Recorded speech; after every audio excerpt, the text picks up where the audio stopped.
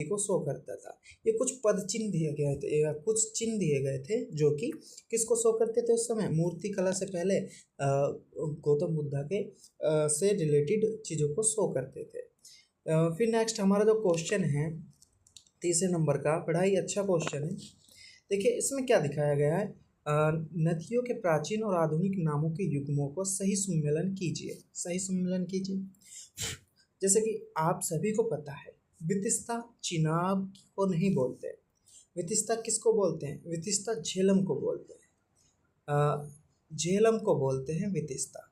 झेलम को वितिस्ता बोलते हैं। अस्कनी, अस्कनी जो है झेलम को नहीं बोलते हैं, अस्कनी चिनाब को बोलते हैं। तो ये दोनों तो आपस में ही क्रॉस मल्टीप्लाई हुए। तीसरा पुरुषनी, पुरुषनी रावी को बोलते हैं। और ययावती या व्यासवती, या क्या बोलते हैं? व्यासवती।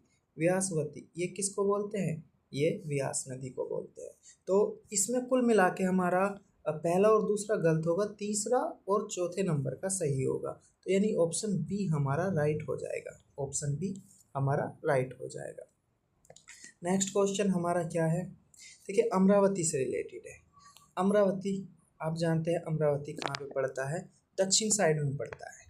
तो इसमें कह रहा है अमरावती और उसकी उद्भृत मूर्ति कला यानी रिलीफ स्कल्पचर के बारे में निम्नलिखित में से कौन सा कथन सही है?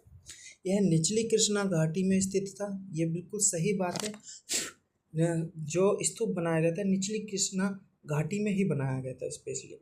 दूसरा, भारत में आकार की दृष्टि से सांची के स्तूप के बाद इसका ही स्थान आता है। ये भी बात सही है। सबसे पहले जो है सांची के स्तूप की बात आती है, उसके बाद इसका स्थान आता है। तीसरा, अमरावती मूर्तिकला शैली का प्रवर्ती दक्षिण भारतीय मूर्तिकला पर, देखिए दक्षिण भारतीय मूर्तिकला पर गहरा प्रभाव पड़ा। उसकी रचनाओं को श्रीलंका और दक्षिण ले जाया गया। ये भी बिल्कुल सही बात है, क्योंकि अगर आप देखोगे तो ये दक्षिण और उत्तर दोनों की एक तरह से मिड में पड़ रहा है। तो इसका प्रभाव जो है दक्षिण में पड़ा, उत्तर से लिया गया, दक्षिण में पड़ा, और साथ ही साथ श्रीलंका और दक्षिण पूर्वी एशिया तक भी इसका प्रभाव पड़ा। तो तीनों ही सही है। इस कंडीशन में क्या होंगे? तीनों सही होंगे। तो इसका तीसरा सही है। नेक्स्ट क्वेश्चन हमारा जो है साउथ के जो कुछ शासक हुए उनसे रिलेटेड था। तो पूछ रहा है नहीं है। देखिए सैनगुट्टन चेर शासक था। ये बड़ा ही प्रसिद्ध शासक रहा है अपने टाइम का, ठीक है ना।